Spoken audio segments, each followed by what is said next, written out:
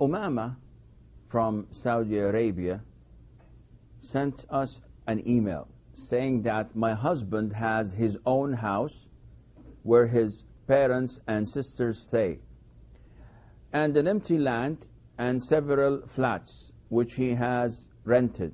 Kindly advise and explain in which property does he needs to pay zakat. We've stated this before, and we've said that zakat is dependent on the category that it should be paid. So you have 4 categories that you have to pay zakat for. If you understand them, if you believe them, then you inshallah would not need to ask questions about zakah in the future. The 4 categories that scholars say are as follows: gold and silver.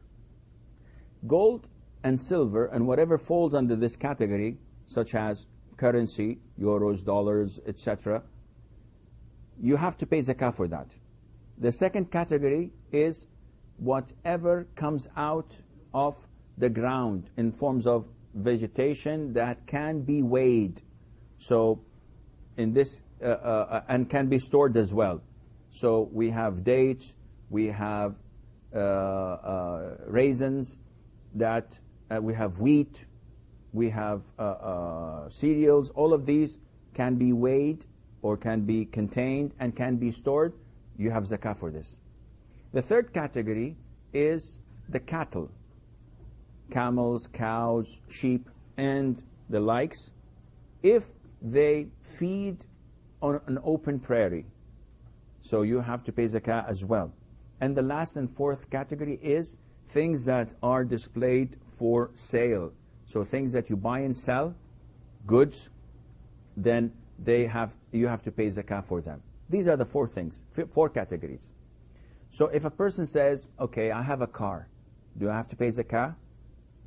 I would look into these 4 categories. It's not money, and it's not cattle, and it's not vegetation or something that comes from the ground, plants or whatever, and it's not something for sale. So no, I don't have to pay zakah. Do I have to pay zakah on my clothes? Same thing. My watch, my pen, my house, my furniture, the same thing. So we go to Umama's question. Her husband has his own house. Does he pay zakah? If we look at the 4 categories, we say, no, we don't. Okay, he has an empty land.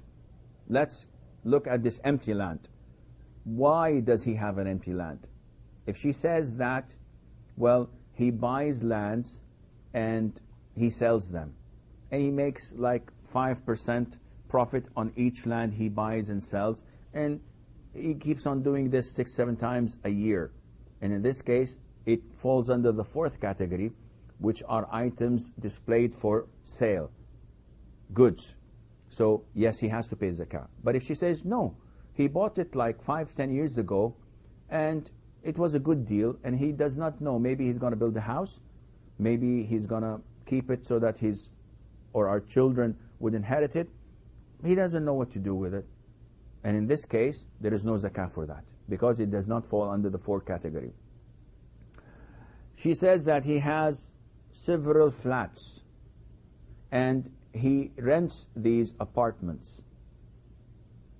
If I have something that is for rent, there is no zakah, because it's not one of the 4 categories. This means that I could have a company, or I can own myself 4 or 5 buildings, and I'm renting these buildings, leasing them, and I'm getting money. And these 5 buildings cost €1,000,000. So do I have to pay zakah for €1,000,000? The answer is no, because it is neither money, it is not cattle, it is not something that's coming from the ground, and it is not something that is for sale. It is for rent. But when I get the rent and a whole year passes on this rent, then I have to give zakat for it, 2.5% of what I have. Imagine I spent all the money and a whole year did not pass. There is no zakah. Imagine I have 100 cars and I'm renting these cars on daily basis. And whenever I get the revenue and whenever I get money from such rentals, I pay back the installments to the company. So maybe I'm generating 100,000 or 500,000 euros a year, but I'm not keeping a single penny. Do I have to give zakat? The answer is no, because what comes goes and you don't have any savings. So if you understand this, these four categories, and you know what falls under them, you, inshallah, would not need to ask this question again.